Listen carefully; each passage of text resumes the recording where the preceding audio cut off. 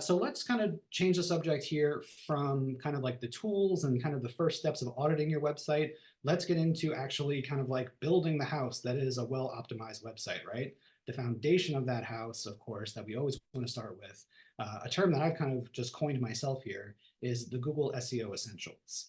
So the Google SEO Essentials are literally that foundation that Google wants all of us to have. And there's one or two topics within today that I'm really going to highlight as like, hey, these are the most important aspects of our conversation today. This is one of them, because even if you can't afford to, do the higher level on-page and technical SEO and content writing stuff, as long as you have the Google SEO Essentials in place and some of the other little things that I'm going to be talking about today that I'll point out as also being really important, in the eyes of Google, you'll still be in a great place, and you will still get out there and you will drive organic traffic to your website. So the Google SEO Essentials are, basically these initial configurations that I really consider like the backbone of having a high performance website with Google and really expanding your visibility. So, and I do just want to mention here, some of this stuff, even though this is like, kind of like the base level, if it goes over your head, it's totally fine. Don't panic. Some of these things are still a little technical. So if you do need help, I do just want to mention to people that, there's a million great SEO experts, especially on Alignable. So if you're just, some of these initial kind of tasks here, if they're a little technical and you're not sure how to approach them, number one, the tools that we just talked about a second ago will certainly help you. But if you do need professional help, there's a lot of really great professionals, especially on Alignable, who can help you. But again, going right back to the beginning, right? Google Analytics and Search Console have to be installed on your website. Through those integrations, your domain ownership and your sitemap have to be verified with Google as well. Your SEO headline and content structure. This is about having canonical order of your headlines and making sure the actual written text of the pages of your website are structured the way that Google wants them to be. All of your pages and blog posts having your title, description, and image attributes effectively configured to make sure that we're also meeting Google standards. Again, Yoast, Rank Math, the Wix SEO tool, this is what they're there for, to help you with those things.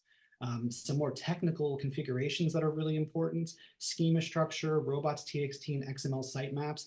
These are things that help Google understand the structure and sitemap of your website and be able to basically effectively crawl, rank, and index your website. Things like performance optimization and security optimization. We're going to dive into these a lot more in 1 second.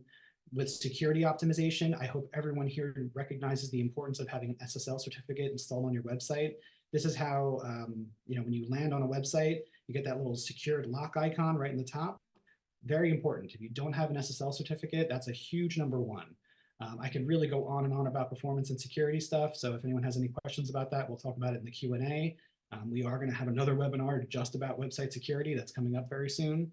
And performance optimization, we're going to talk about a lot more in 1 second. It's all about making sure that your site is just loading quickly and giving an ideal user experience.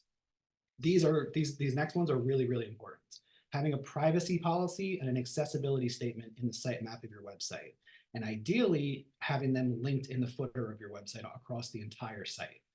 This lets Google know that you are meeting GDPR, CCPA, ADA, and WCAG compliance. Very important. This will get your accessibility score up to 100. Make sure that your website is going to be at a low risk of having an ADA lawsuit, which are really on the rise, and now even small businesses are even being affected by this. Make sure you have a privacy policy and accessibility statement in the sitemap of your website. A step to take that even further is installing an ADA compliance widget. My company is a UserWay partner. Highly recommend UserWay. They have a free widget that's really amazing, or you can get the paid version that really takes your ADA compliance to a whole other level. Same thing for GDPR compliance, especially if you're collecting information from people. I'm sure everyone's been seeing it lately. You land on a website and you have to accept the cookie policy before you can even engage with the website. There's a reason for this, is because we want to meet GDPR compliance. A really great tool that's a free tool for this is called Cookie Yes. You can go to cookieyes.com, get the widget installed onto your website, and it'll help you with GDPR and CCPA compliance. Having your logo and your preview configured for Google and social networks. We don't want people sharing our website, let's say on Facebook, and the the preview is not anything about our website, or it's like a bunch of placeholder content, or it's not our logo. And you want all these things to be consistent across the board so that if someone's sharing you, it's representing your brand and your company the way that it's supposed to. In Wix, if you go through the SEO setup checklist, it'll actually kind of pull this important information from you. It'll take all the data and make this preview for you so that you know it's perfect. And in platforms like WordPress, if you're using Rank Math or Yoast, they also do this upon the official configuration of the plugin. And another huge one that we're going to talk about in just a minute, Google Business Profile. I hope everyone here, knowing the alignable audience being mostly small and medium businesses, has a Google Business Profile. We're going to talk about why that's so important in just a few minutes.